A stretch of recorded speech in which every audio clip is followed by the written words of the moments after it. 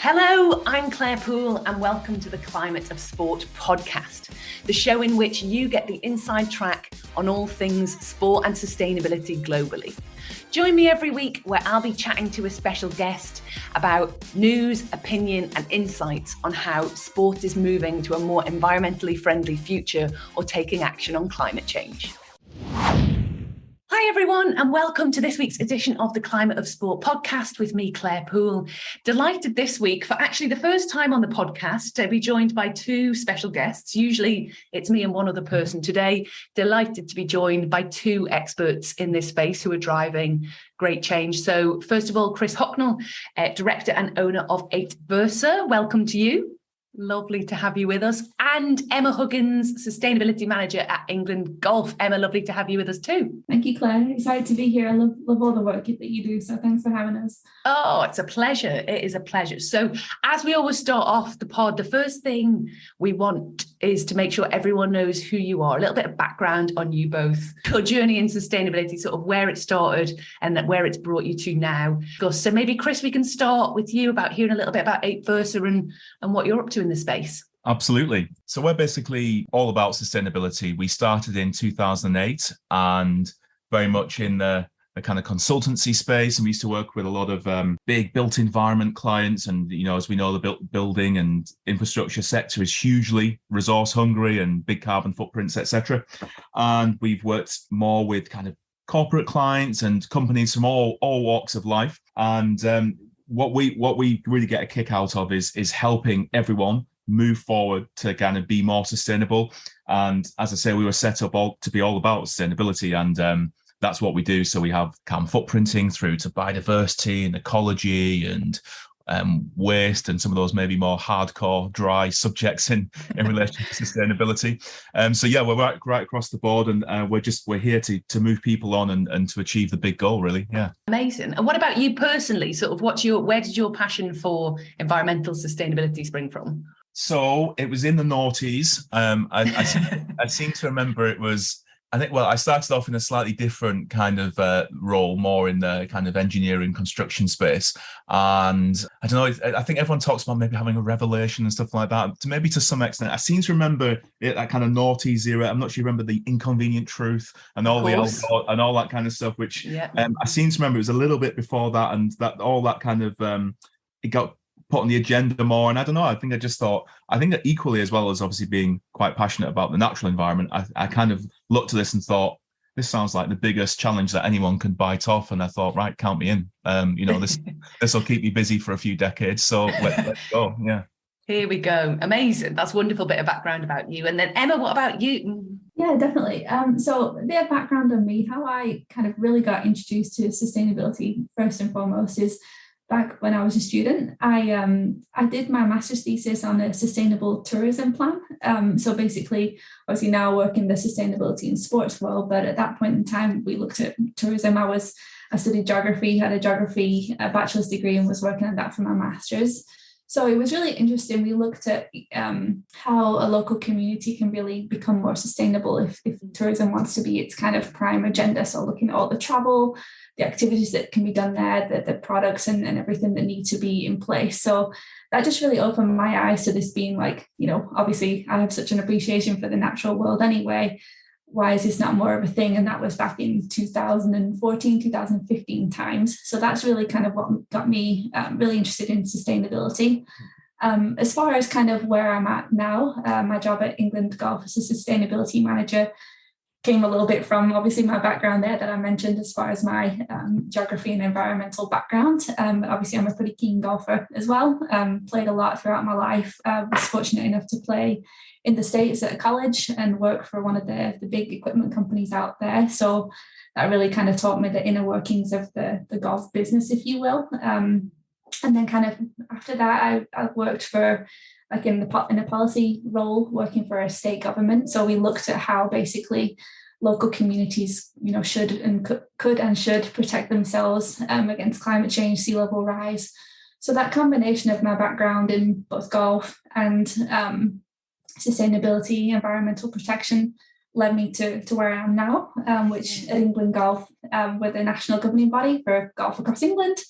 We have loads of clubs affiliated to us. There's about 1,800. So we're trying to basically advocate for golf clubs at basically the grassroots level to become more sustainable, to start thinking about all the changes that they need to start making. And basically, as well as that, looking at us as an organisation, what we can do better, including the championships that we host, which is where we kind of got connected with Chris and the team to look at areas where we can improve there. So lots of exciting stuff to do, and happy to be in this space. It's one where a lot of improvements can be made. Yeah, it's super exciting. It's a time of great deal of change, actually, isn't it? I think we're seeing it's a moment in the sort of history of sustainability in sport where we're seeing a real movement now, commitments, actions, and pushing forward. So it's a wonderful time to be in the space. So you mentioned there about your working together. So Chris, why don't you tell us a little bit about your work with England Golf and how that's manifesting and what you're up to? Okay, so a few years ago, I said we've been around, we've seen a few things and looked at sustainability from all different angles. And a few years ago, we could see the way these things were going, and we could see net zero was obviously going to be our big end point. And then we started really kind of thinking, how can we help out? How can we move things forward beyond our day-to-day work with great clients and that kind of thing? And so we looked at the way things were, and we said there's a real lack of kind of standardization and kind of like a roadmap and how things should be done. And this is really, really acute in the events and the sports space, actually. And so as part of that, we basically said, we need to clear this kind of, we refer to it as the Wild West, basically. There's kind of standards here, standards there. Everyone's doing something different, and we've got real kind of apples to apples type kind of issue where we're not able to compare like for like. So we basically took it upon ourselves to use our experience, my view, to design a certification scheme called Natural Carbon Solutions. And the idea there is that basically serves as a protocol, a rule book about how carbon footprinting and the carbon impacts of activities should be accounted for.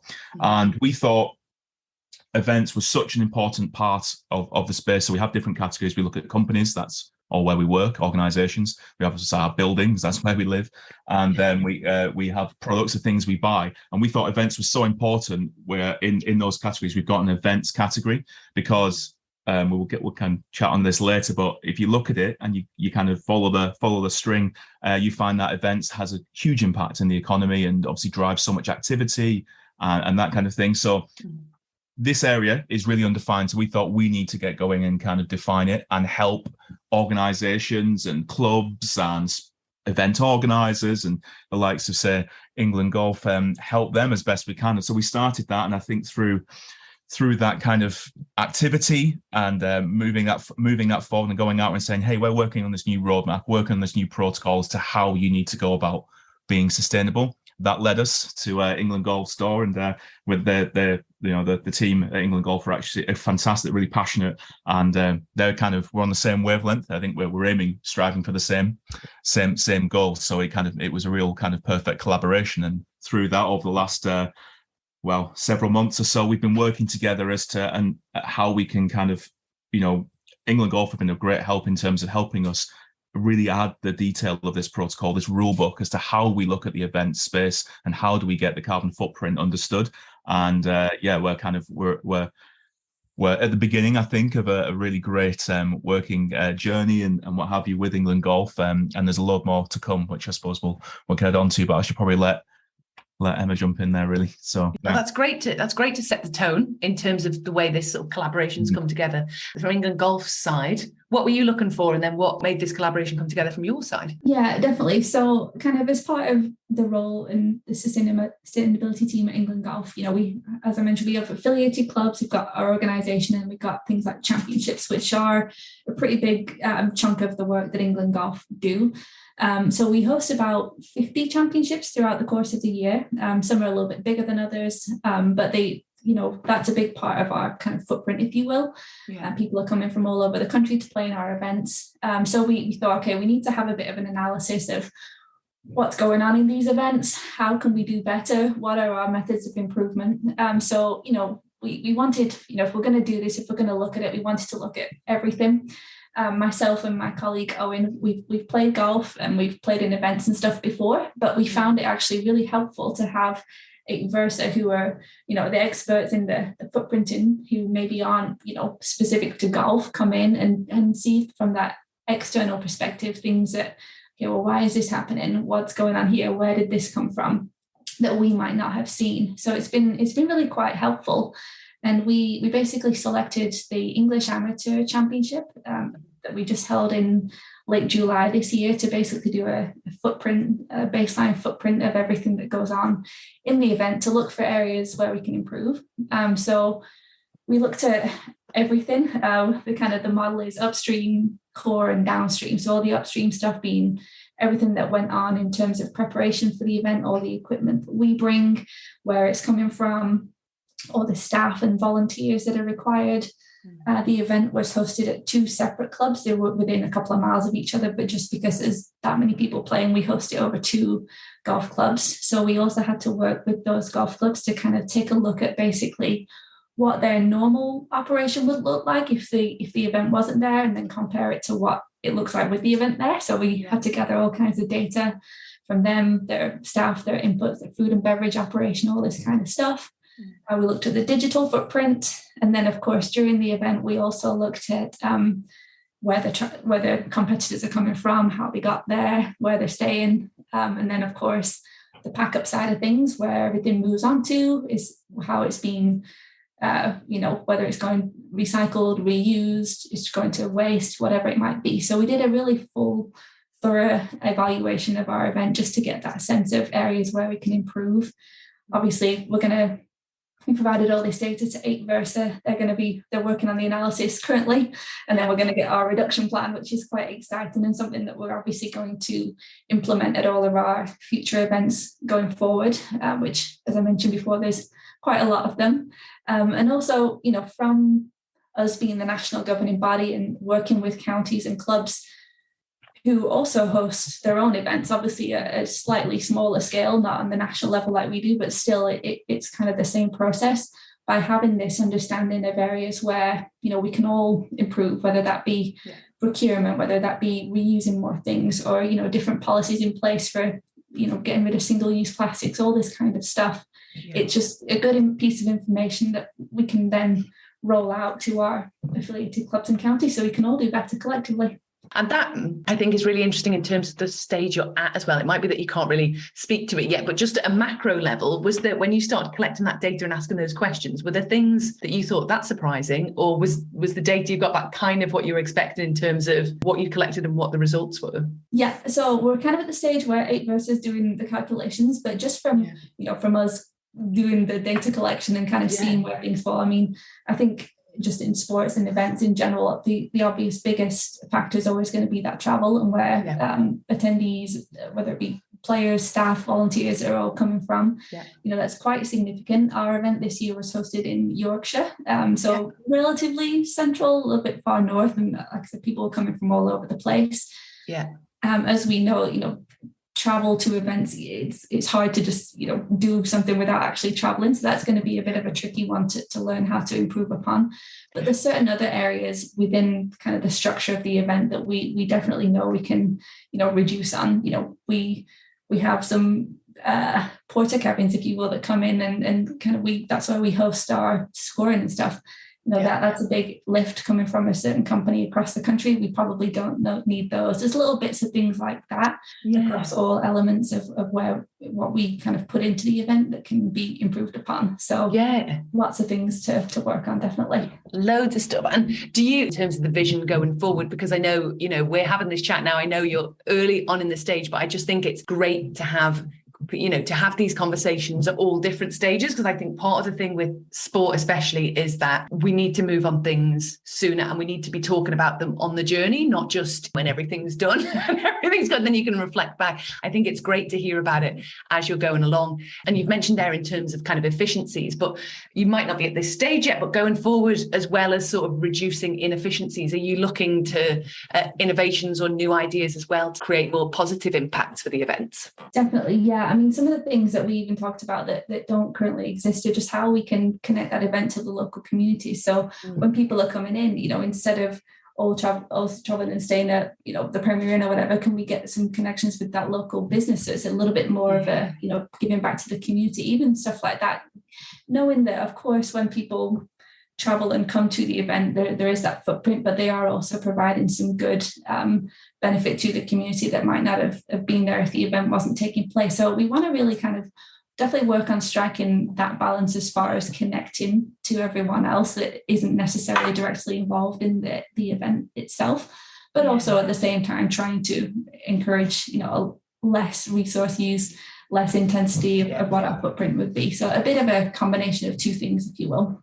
Yeah, definitely. And Chris, what about you? Anything else to add on the overall sustainability plan based on where you are right now? Or even, challenges you feel that already as you're starting to look at this, that golf are going to have to, England golf, but also golf overall are going to have to be thinking about going forward? Yeah. So one of the like most 99% of organizations are really coming at this from the ground up. And the main challenge you usually have is kind of, right, let's have a look at this. What's the data? And we don't really have data. So we got to go find it, work out what's happening, and really get into it. And that can take time to go and create the data, generate it. And also events are a little bit more unique. So when we're looking at these kind of, these championships and we got the attendees and then you got the participants. It's a lot of, you're mobilizing lots of people to attend a golf tournament or any kind of event really. So people are quite unpredictable and it's hard to, know how did they get to the event and what's their behavior going to be when they get here and that kind of stuff. So, with injecting a lot of people kind of variables into the mix, that really broadens your kind of way of where it could land. So that's one of the big challenges we have, and I think that's where the upfront part and the work that we're doing with collaborating now is what can we expect, what do we think is going to happen, what's happened before, and then we're mapping out a realistic scenario for what the event. So when the event happens, we've got action plans in place. We've got as much planning underway as possible to make sure that it is a success and the footprint's as low as it possibly can be. So there's that upfront piece, and that is absolutely critical to getting any of these kind of tournaments and championships to be the best they can be. Yeah, incredible, and great to reflect on this at this stage. I mean, unsurprisingly, the old Scope 3 comes up every time, of course, for Continent for Sports. And I know that's an area I think we really have to look at for sport, don't we? And try and wrap our arms around that a little bit, because as efficient as we can be in our operations, and it's great to be as efficient as possible to show that credibility of taking it seriously and doing the work ourselves. I think that wider piece of working with stakeholders across travel, across education, engagement, to try and bring down that Scope 3 is, I think, for sure, the biggest challenge that we're going to face for sport going forward. But I guess to feed in, I'd love to hear view of the industry from both of your perspective, and especially, Chris, maybe I'll start with you, because as you've said, you've come from a built environment background, and although obviously you're working now quite heavily in sport, and that's fantastic in terms of the niche of sports events specifically, but you've also got this broader perspective in terms of challenges we're facing across sustainability, no matter what sector it is. Yeah, I think that's one of the vantage points that I think we're able to bring, is that obviously working in lots of different sectors, you kind of get to see what has worked and hasn't worked perhaps in some, and you look across different sectors and some are really a lot more advanced than others, and that's actually quite helpful. I think in particular in the golf space, I think that's a relatively kind of early stages development, so that it's a blank slate, but then it's also means we got data challenges there, but that's good. We don't mind a data challenge. That's what it's often about. But I think, I think data is always the big one. That's the one we always got, and it's very dry and a bit boring. But that's really what it comes down to. Usually we can't see what's going on. We're kind of, and that's where a bit of the I suppose the commentator's eye comes in terms, we can't really see that, but we think it's probably this. And I think that expertise and that kind of, we've been here before, and we think this is probably going to happen. That is filling in those blanks is really, really crucial. So, and one of the key, I think probably the biggest challenge, and this goes right across the board, is people not being on the same hymn sheet, and it's that kind of standardization, and that was the whole for us, that was the whole rationale behind establishing our certification body, Natural Carbon Solutions, is because particularly if we're looking at events, so there's an international ISO standard and there's a British standard which talks about how to be more sustainable in events, for example, but there's no real rule book, or there's no real right. Okay, if you want to calculate the exact footprint of a football game or a music event or whatever it might be, there's no process. And a lot of we've had some really good, I think, really good actions and engagement. Like the Game Zero, for example, and some of these other kind of, the Formula E and all these other kind of great actions which organizations are taking to try and lead. And that's fantastic. But one of the challenges we have is that when we did try and dig into the data, we can't, there's patches, and you mentioned Scope 3 before. Because there isn't a rule book, essentially, there's some things are included, some things aren't, there's exclusions. And we need to kind of get past that. And that's what we're working incredibly hard to do, is to make this rule book, which will really be kind of publicly launching this month. And it's kind of, this is what good looks like. This is the full kind of suite of things you need to account for and cover. That's all of your Scope 3. And once we have all that kind of right, we know everything that's in and out, then we can start saying this is good, that's average, so that's the big challenge for us, and that's where we are. But I think once we get that rule book and everyone agrees, this is the way to account what we're doing, then that's fantastic. We're all on the same page, and then we can really roll up our sleeves, And is that rule book for all events? And then it could obviously be applicable to sport event as much as a music festival or any absolutely other type of event. Yeah, the key thing is we've had to distinguish between what we call frequently recurring events and then the one-offs. So the ones that kind of happen every year, or perhaps whatever it might be, whatever kind of other schedule they have. Yeah, we kind of do a lot of baselining. What was it like last time? What's the next one going to be like? And that invokes more actions. Where we have these kind of one-off kind of events, there's kind of these big things that come out of nowhere and they're kind of very rare. That's a bit different because we don't really know what to expect. Everything's a little bit from first principles, so that needs a bit more upfront work, and then we need to focus on that part a bit more heavily. But I think another thing that makes events a bit different to say others is the level of control. So if you're an event organizer, you can be procuring lots of things, but they don't really have that much control, right? Because there's certain things which you can't change. The location can't be changed in many events, and you've got to there may be limited procurement options. So one of the key things that we're doing in our protocol is recognizing the levels of control that you have over your events, and we're always constrained with time, resources, and things like that. And the key thing is focus on what can we have the biggest influence on. There's many times we find big emissions categories. Perhaps a certain aspect of procurement is a massive carbon footprint. But if we can't really influence it and find another provider of that, then we should kind of put it on hold and maybe switch our energies to maybe an area of procurement or venue selection, perhaps, that would make a return. So you know what I mean. It's not just about the footprint. It's also about the sphere and level of influence, and that's super important in events. And that's where you've kind of got to balance those two kind of competing aspects to get the best result. Yeah, absolutely. And I think that sphere of influence and procurement as well, I think is fascinating to touch on, because we have a lot of these conversations. And actually I had one just this week at a different conference I attended, of someone spoke about, which isn't a new thing, but certainly something that's very interesting, is kind of the PR of plastic bottles, and the fact that wherever you go now, you will never be handed a plastic straw. It will always be a paper straw or no straw at all, and the impact of that. And event organisers, perception wise, are very cautious of that, and the perception of events. But actually, when we drill into it, the environmental impact of some of those pieces is nowhere near the impact of things that are happening behind the scenes, or big things that are changing in regards to transport or energy or, logistics, whatever it is. But that as well, I think, is just super fascinating that you mention in terms of the spheres of influence of what you can do, what you can't do, and also for organisations to be aware of, where they can spend their time and effort to get the most bang for their buck, in terms of, and that the data is so crucial, isn't it? Because you can't just copy what someone else has done for a sustainability plan, because depending on where they're located and what they're doing, it might be the same, but it probably won't be.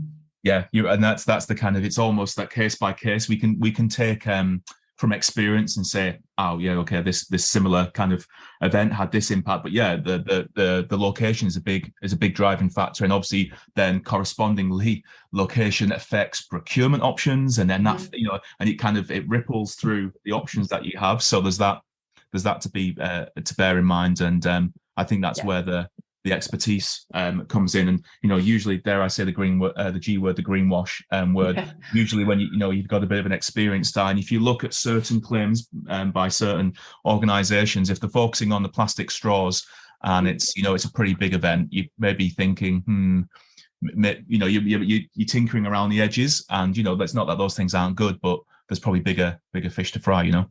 Yeah, and that's it. I think we can all agree on this podcast that we're not advocates of single-use plastic by any stretch of the imagination. It shouldn't exist. And actually, do we need straws? I think we're fine to just imbibe drinks through our mouths, and it's fine. But I think the point there is a bit tongue-in-cheek, but the fact that there's certain things that are done for PR, whereas actually environmentally on your footprint and not making a huge difference compared to where you might put your resources elsewhere. But that being said, because we are working in sport and because perception is very key, we still have to consider those things. Emma, I can see you nodding and chatting along. I'd love to hear from you about, if you've got any reflections on some of that stuff that Chris has mentioned, and also to hear a little bit from you more specifically about golf in terms of the sustainability sphere and some of the ways you feel like those barriers and challenges you're facing, but also opportunities that you see through this work. Yeah, definitely. I mean, of course, I think we can all agree that every industry has a lot of work to be doing. But when it comes to golf, especially in the role that I'm in, I work very closely, of course, doing the events and the championships and the work with Chris and the team at 8 Versa, but kind of on a day-to-day level, working with grassroots level clubs, seeing what they can do, looking at their procurement stream, looking at their resource usage, just getting them to think a little bit more about every aspect of the business. And it's a bit of a challenge because across England we have about 1,800 clubs which are affiliated to us that we're trying to influence. Obviously it's such a huge number and it's going to take some time to get that going, but I think one thing we tried to do in our sustainability plan is basically give recommendations of like very small scale, small cost things that some clubs who might be at the very beginning of even thinking about sustainability can do very easily. Bear in mind that we appreciate that the golf course manager has 100 things to do, just like everyone does, and sustainability might not be top of mind. So we wanted to make sure that whether it be the procurement as we've been talking about here, or whether it be how much water they use on the golf course, how much fuel their greenkeeping fleet is using, how they can basically kind of streamline that and make improvements. So that's quite a big challenge, just generally speaking, across the grassroots kind of club level area of golf.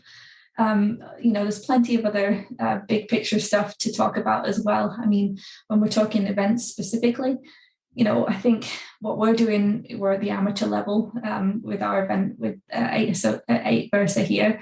But at the professional level, you see certain events, certain tours making quite a bit of effort in this area. Of course, as we mentioned before, that kind of scope 3 and the travel is always the big area, but there definitely are gains being made. I think it's more of a talking point now, just in literally the last couple of years than it ever was before.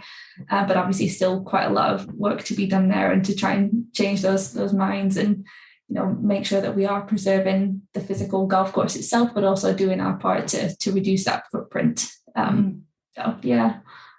Can I just ask Emma if that's sorry, Claire. So let's ask Emma, Chris.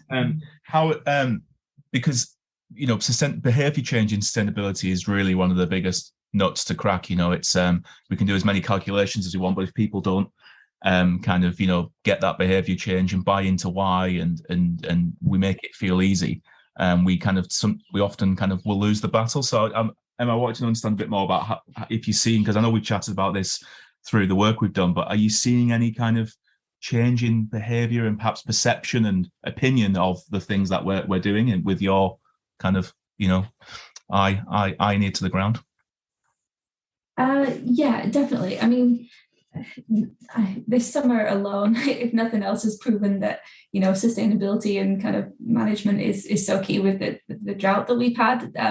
We've all experienced that. Golf courses across the country, along with cricket pitches and football pitches and all that, are taking the brunt of that and not being able to use water and that kind of thing. So whether it be by physically seeing these things and having to act some way, and hopefully using that as a way to kind of build a more of a long-term plan. That's something, you know, we have been advocating for, but like that real life, you know, seeing it on your golf course has really kind of opened up some eyes to that.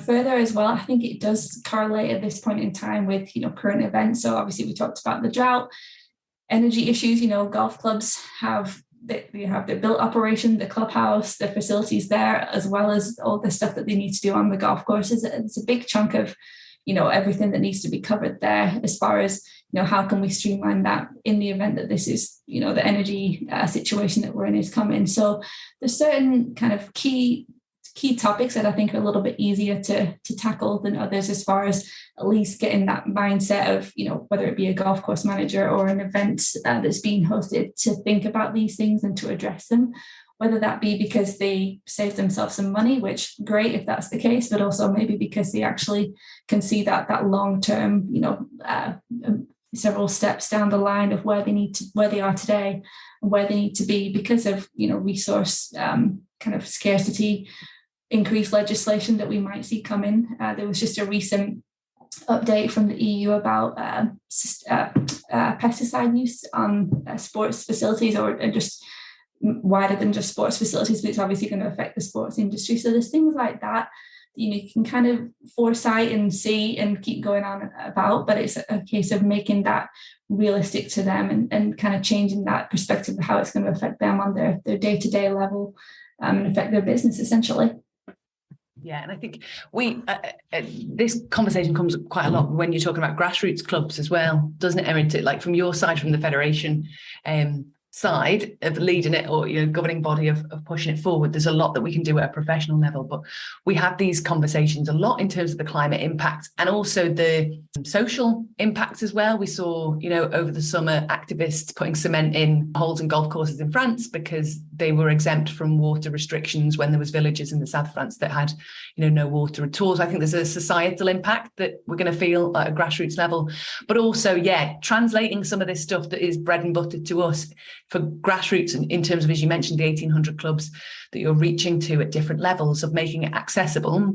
Not that they're not run by incredibly bright people, but just that they're mainly volunteer run and people have, you know, so much to do anyway. And then you add on layers of, oh, can you do this and can you do that and can you stop doing that? It, you know, it has to be managed carefully, doesn't it? And it's a journey on that as well. Absolutely, yeah. And that kind of scale of those 1,800 clubs and the volunteers that you mentioned, it is a real thing. I mean, like you said, in our world, you know, we know this stuff, we know it's the right thing to do. But as far as communicating that to such a wide range of people who may or may not place it as a priority is quite difficult. And don't get me wrong, there are certainly plenty of clubs out there who are doing a lot of good stuff, and we can hopefully learn from them.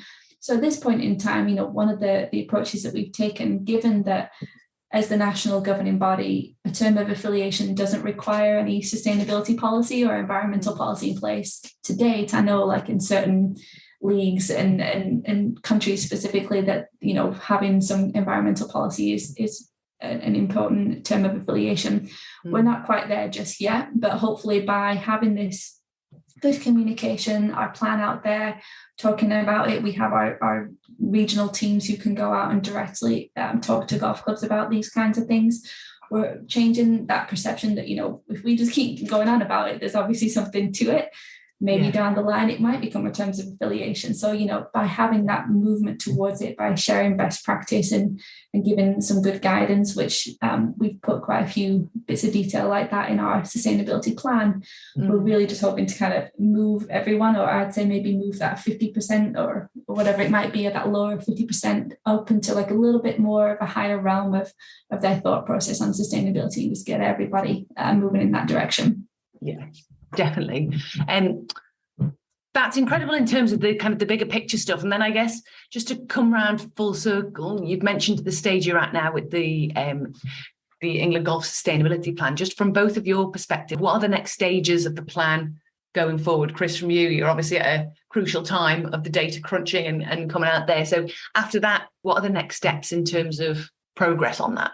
Yeah, so once we get the data, we kind of sit back and say, right, take a bit of a kind of high level view as to what actions can we implement, and then we want to be understanding, again, sphere of influence, and then the corresponding carbon impact that we can have, and that's the next step there. And we need to run some tournaments and get the results and check that we're getting the results we want, and that's the big thing, big initial step for us. And then so that's kind of quite proximal in terms of what we're doing and the people that we're dealing with. But I think one of the subsequent steps, and that's something that we're working on, we're going to be working on kind of more in the shorter to medium term, is understanding how we consider all the other actors and players within these webs of events. Because when we talk about an event, we look at the attendees, the participants, and then maybe the venue. But there's a whole ecosystem that exists in order to service that event, right? I mean,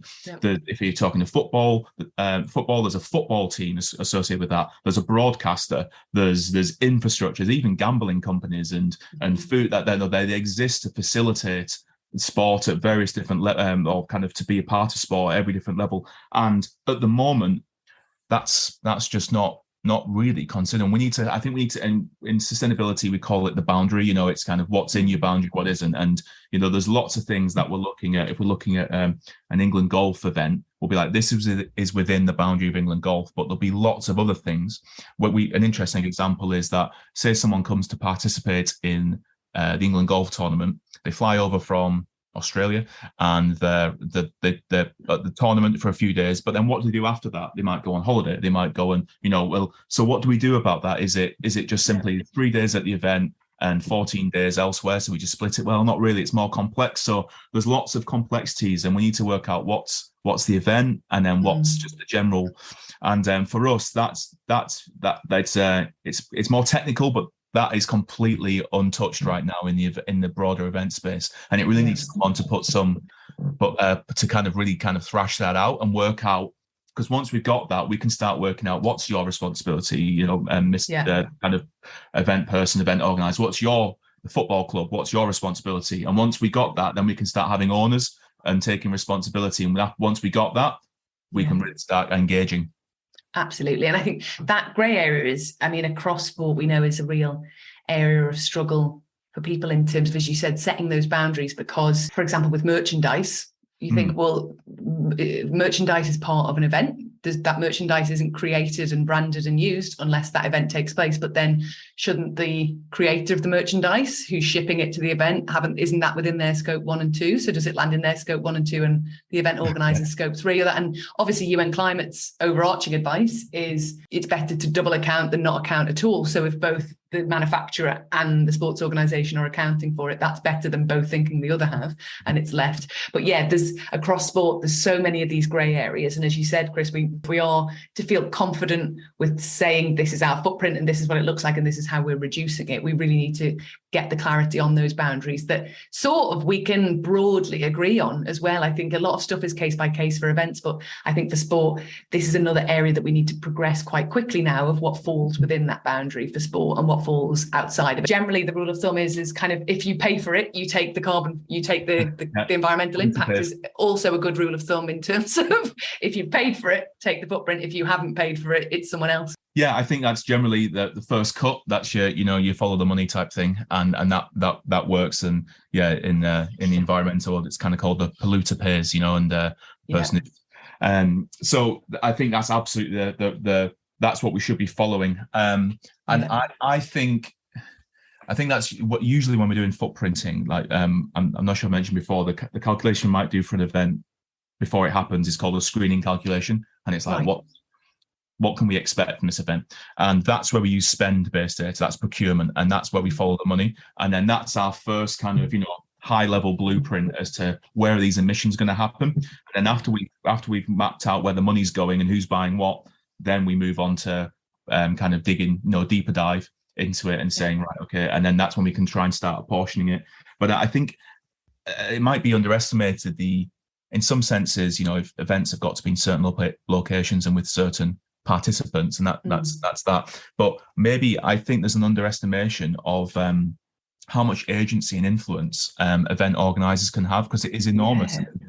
What I would like to get to is basically, whatever it might be, it should be, if you're going to participate in this game or in this tournament, whatever it is, if you want to be on our procurement list, you need to show you're doing this, and there's some barriers to entry for providers of any kind of service. And if you're selling merchandise, we want sustainable cotton, we need this, we need a waste policy, we need to whatever it might be. And I think there's an enormous amount of leverage there that people in the epicenter of an event could influence, could leverage. And although it might not be on their their carbon balance sheet, so to speak, but it could have huge ripple effects. And I think it's identifying kind of what's on, what's kind of on book and off book, and then saying, look, you can do an enormous amount of impact if we just put these 3 key things in place. And zooming in on those is where we can create a huge amount of benefit. Thinking sort of to come now to you, Emma, in terms of what your hopes are for now the next steps with the sustainability plan. Yeah, definitely. What we want to do is try and basically make this kind of analysis that we're doing and the implementations that we're going to put in place based on the data, the norm at events. So one thing that was really quite pleasant when we were doing the footprint, the calculations at the English Amateur was when everyone went out and played, they came in and, they do their scoring, they add it all up in the recording hut, and then they had to come over and see us, and probably something that they might not have ever really done at a golf tournament before. Go and talk to these people from the sustainability team. They're asking about where you traveled from and this kind of thing. And to be honest, I mean, everybody that was competing was like more than happy to do it. They fully understood why we were doing it. Some, besides just the basic questions that we'd ask them, some would follow up and just be very curious about it. So first of all, that was like really promising to see. And I'd say probably the majority of competitors were probably under the age of 26, 27, so a relatively young crowd, but just positive to see that. So we want to make sure that's kind of the norm. Beyond that, just making sure that as we plan future events, and unfortunately, well, this is kind of the case that I'm sure all sports organizations face, the planning process takes a long time. We plan our events and locations about 3 years out. So as we move forward, we talked about having maybe policies in place at the club level. If we can then maybe start, selecting clubs that still provide the great level that we need for the championship competition, but also have great policies in place at that club level. Combine that with what we're trying to do from how we procure the equipment and move it around for our events, all these kinds of things, just kind of merging that, what the club itself, the venue is doing and what we're doing together to make the whole operation going forward a lot more sustainable. And then when the event's running, like I mentioned before, making it a bit more, it's just normal. Yeah, we have recycling policies. Yes, we don't have any plastic bottles at the event. Yes, the menu might be a little bit thinner in terms of, so we can have less food waste at the club, that kind of thing. Just making all these things really come to life. And when we communicate with players in pre-event or post-event or during event, email or social media communication, making talking about the why are we doing these things, explaining a little bit about what that event is in terms of its footprint and what it's done to improve, and just really, like I said, communicating and making it more of the norm is what we want to keep doing and progressing, across the wide range of events that we host. Yeah, that's an incredible aspiration. You've kind of got ahead of my last big question to you both about the hope for the future of sport and sustainability. I think you've answered a good bit of it there, but just that's about what you were hoping in terms of golf. Have you got a hope more generally to finish off on for kind of future of sustainability in sport? Not just in golf, but I think this could be applied really to all sports, kind of having that consistent message between the professional and the grassroots. Obviously, from the position that I'm in, working, on just everyday kind of, member-based clubs, having that consistent message from what we see on TV every week when we tune into, whether it be the golf or the football or the cricket, whatever it might be, having it be talked about a little bit more, have it be connected and aligned with what we at our level at the grassroots are advocating for. I know there's efforts being made from broadcasters and stuff like that make sustainability a bit more of a thing than it ever was before. But I think making sure that continues and the alignment between professional and amateur and those different kind of levels and different tiers that we work in, I think that could really help move the agenda on in terms of sports and sustainability.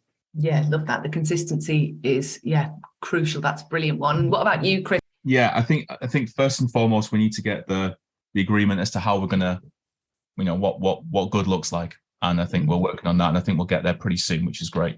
And that's the big thing. And once we get everyone on the same page, then we can start having really meaningful conversations. And I think the other one is really increasing that engagement, and that's right, as I was saying, right down from the amateur right up to the super pro kind of level. I think that one message that I would just like to give to anyone participating, that can be anyone involved in organising an event, if this is the first time they're even hearing this, or the further down the track, and whatever it might be, is just get engaged. I think it can be very intimidating, this stuff, and it's full of jargon, and then companies getting their head bitten off because they said the wrong thing or something like that. That obviously doesn't help to that. But I think the key thing is just start. The phrase we always use is it's a marathon, not a sprint. And you've really got to start. And when you start measuring your carbon footprint, whatever it might be on year one, it might not be great. It might, but you can't manage what you don't measure. And the first point is, let's measure first, and then we'll see where you are. And don't worry about uncovering some skeletons, because that actually means you've got a whole load of improvement to make, and you've got a really great story to have. So, it's not about being perfect. It's about just starting the journey and, working towards something that looks good. So I would encourage everyone, don't worry about that. Don't worry about it. Kind of getting any stick for that. Just start somewhere, and we'll end up in a really good place. Amazing. Well, I think that's a great note to finish the podcast on. Great advice there, Chris. Thanks a million. And thanks to you both for joining me. It's been such a pleasure to speak to you and hear more and get these insights that I think our listeners will really, really benefit from. So thanks to you both so much for joining me. And that was Emma Huggins, Sustainability Manager from England Golf, and Chris Hocknell, Director and Owner of 8Versa. We'll see you next time on the Climate and Sport podcast.